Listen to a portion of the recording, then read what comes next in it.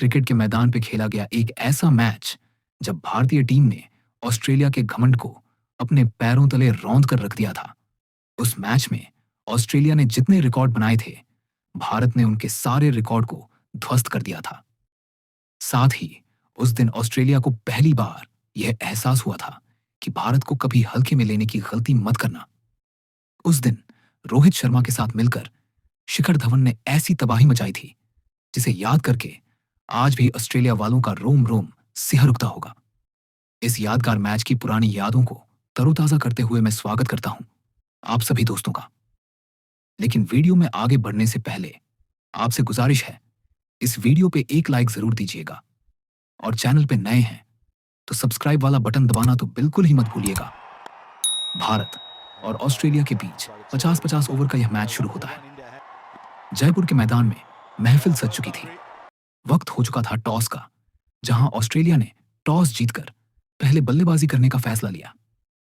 Sen Watson के साथ Phillip Hughes ने करी ऑस्ट्रेलियाई पारी की शुरुआत और पहले ओवर से ही ऑस्ट्रेलिया के बल्लेबाजों ने भारतीय गेंदबाजों को पीटना शुरू कर दिया था।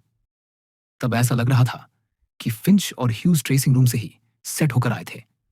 उन लोगों ने बिना कोई वक्त लिए ही बाउंड्री में डील करनी शुरू कर दी थी। भारतीय समर्थक इस इंतजार में आस लगाए बैठे थे कि कब यह पार्टनरशिप टूटे और भारतीय टीम को चैन की एक सांस मिले। लेकिन टीम इंडिया के लिए इंतजार की यह घड़ी काफी लंबी निकली, क्योंकि फैंस और ह्यूज 15 ओवर तक क्रीज पर डटे रहे। साथ ही ऑस्ट्रेलिया के स्कोर को 75 रनों तक भी पहुंचा दिया था। लेकिन फिर भारतीय टीम के लिए इंतजार की वह घड़ी पारी के 16वें ओवर में आती है, जब सुरेश रैना का एक सटीक थ्रो पिंच की गिलियां बिखेर देता है और रैना के इस डायरेक्ट हिट से भारत को पहली सफलता हाथ लग चुकी थी। लेकिन फिंच नाम का एक तूफान अभी मैदान से गया था, तो वॉटसन नाम का दूसरा तूफान मैदान पर अब बल्लेबाजी के लिए आ चुका था, जिसने पहली गेंद पर ही चौका चढ़कर अपने इरादे को साफ कर दिया था। यहां से आगे सैन वॉटसन ने फील ह्यूज के साथ मिलकर ऑस्ट्रेलिया की गाड़ी को फिर से तेजी से दौड़ाना शुरू कर दिया था। भारतीय गेंदबाज एक बार फिर से विकेट के लिए तरसते नजर आने लगे थे और मैदान पे चौके का खेल निरंतर जारी था। यहां से आगे भारतीय टीम को दूसरी सफलता के लिए एक बार फिर से काफी लंबा इंतजार करना पड़ा और इस बार इंतजार की वह घड़ी आती है पारी के 32वें ओवर में, जब विनय कुमार ने सेन वॉटसन को ईशांत शर्मा के हाथों में कैच करवाया। लेकिन 32 ओवर में ही अब तक ऑस्ट्रेलिया ने 182 रन भी बोर्ड पर लगा दिए थे। अब यहां से आगे भारतीय गेंदबाजों के लिए स्थिति और भी खराब बन जाने वाली थी, क्योंकि ऑस्ट्रेलिया के पास अभी भी 8 विकेट बचे थे और इसी का फायदा लेकर ऑस्ट्रेलियाई बल्लेबाजों ने ताबड़तोड़ अंदाज में बल्लेबाजी करना शुरू कर दिया था। बैक टू बैक बाउंड्री से ऑस्ट्रेलिया का स्कोर बुलेट की रफ्तार पर चल पड़ा था। इस मैच में एरन फिंच ने 50 रन, फिलिप हज ने 83 रन, शेन वॉटसन ने 60 रन, मैक्सवेल ने 53 रन और सबसे खतरनाक खूंखार बल्लेबाजी तो जॉर्ज बेली ने करी थी, जिसने मात्र 50 गेंदों पर ही ताबड़तोड़ 92 रन कूट डाले थे। हालात यह था कि 50 ओवर समाप्त होते होते ऑस्ट्रेलिया ने 359 रन बोर्ड पर टांग दिए थे। अब इस मैच को जीतने के लिए भारत को 360 रनों की जरूरत थी, जो किसी पहाड़ से कम नहीं था। फिर टीम इंडिया की जवाबी कार्रवाई शुरू होती है। रोहित और धवन भारतीय पारी की शुरुआत करते हैं। यहां रोहित और धवन का प्लान साफ था कि जो भी हो जवाब डंके की चोट पर ही देंगे। रोहित तैयार है, सामना करेंगे पहली ओवर की पहली गेंद का, जिसे रोहित ने क्लाइयों के सहारे बेहतरीन अंदाज में थर्ड मैन की दिशा में खेल दिया है। चौके के साथ खुलेगा रोहित और टीम इंडिया का खाता। यहां रोहित का एक और प्लान था कि मिचेल जॉनसन को पीटो, बाकी गेंदबाज तो खुद दहशत में आ जाएंगे उसकी पिटाई को देखकर। और यहां शिखर धवन ने भी खोल दिए हैं अपने हाथ। हालांकि गेंद ठीक से बल्ले पर चढ़ी नहीं, पर जाएगी धवन के खाते में पहला चौका देकर। 3 ओवर के बाद भारत 16 रन बगैर किसी नुकसान के।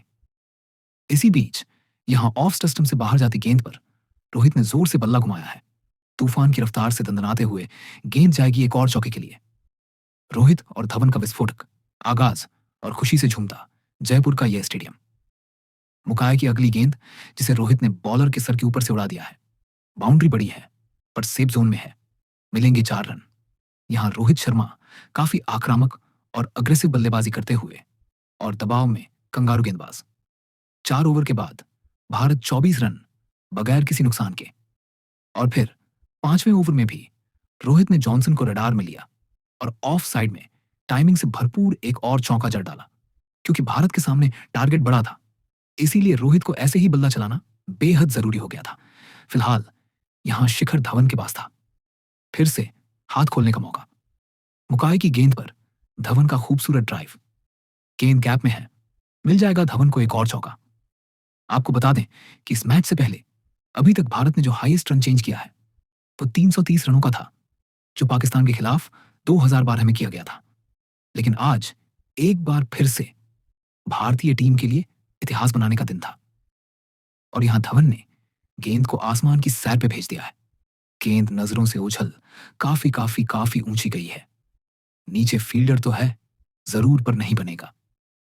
यहां काम धवन को मिल जाएगा, एक जीवन दान। धवन के विकेट की अहमियत क्या थी, दर्शकों की खुशी देख इस बात वॉटसन का स्वागत हार्दिक चौके के साथ किया है। आज नहीं बचेगा ऑस्ट्रेलिया का कोई गेंदबाज, क्योंकि क्रीज पर डटे हैं टीम इंडिया के 2 जांबाज। यहां वॉटसन की शॉर्ट पिच, गेंद पर धवन का एक और खूबसूरत ड्राइव और इस चौके के बाद अब भारत का स्कोर 51 रन बगैर किसी नुकसान के। यहां शिखर धवन गब्बर वाले अवतार में सेन वॉटसन पर टूट पड़े थे। उन्होंने वॉटसन के एक ही ओवर में 3 चौके जड़ वॉटसन के लाइन लेंथ को ही बिगाड़ करके रख दिया था। और यहां रोहित शर्मा ने हवा में उठाकर गेंद को पुल किया है। हालांकि कनेक्शन ठीक से नहीं हुई, पर इतना था कि गेंद 4 रन और रोहित के खाते में जोड़ गई। रोहित और धवन जिस अंदाज में बल्लेबाजी कर रहे थे, उसे देख ऐसा लगने लगा था कि आज भारत 360 रन चेंज कर इतिहास जरूर बनाएगा। यहां से आगे इसी ओवर में रोहित ने एक और चौका लगाया और भारत के स्कोर को 10 ओवर की समाप्ति के बाद 62 रनों तक पहुंचा दिया था। इसी बीच यहां ऑस्ट्रेलिया को गरीबी में आटा गीला करवाया शेन वॉटसन ने वाइड के साथ मुक्त के 4 और रन देकर भारतीय खेमा खुश और प्रेशर में अब कंगारू गेंदबाज। फिलहाल मैक्सवेल की गेंद को यहां रोहित ने हवा में उड़ाकर मारा है। चाहे बाउंड्री हो, जितनी बड़ी रोहित के शॉट में था इतना दम। गेंद गिरी है बाउंड्री पार मैक्सिमम के लिए। इस गगनचुंबी के बाद अब भारत का स्कोर 100 रनों को पार कर चुका था। और फिर अगले ओवर में भी रोहित ने हिटमैन वाले अंदाज में गेंद को 4 रनों के लिए सीमा रेखा के पार किया और इस चौके के साथ ही रोहित शर्मा ने अपना अर्धशतक भी पूरा कर लिया था। इसी बीच यहां एक बार फिर से ऑस्ट्रेलिया को गरीबी में आटा गीला हो गया। इस बार मैक्सवेल ने मुक्त का पंजा टीम इंडिया के स्कोर बोर्ड पर जोड़ दिए थे और यहां शिखर धवन ने भी गब्बर वाले अंदाज में गेंद को 4 रनों के लिए सीमा रेखा के पार भेजा और इस चौके के साथ धवन ने भी अपना अर्धशतक पूरा किया। यहां ऑस्ट्रेलिया का कोई भी गेंदबाज ना तो रोहित की तूफान पे विराम लगा पा रहा था और ना ही धवन की। रोहित और धवन कंगारुओं को मार मार कर उनकी छाती पर चढ़कर बेताज बादशाह की तरह उन पर राज किए जा रहे थे।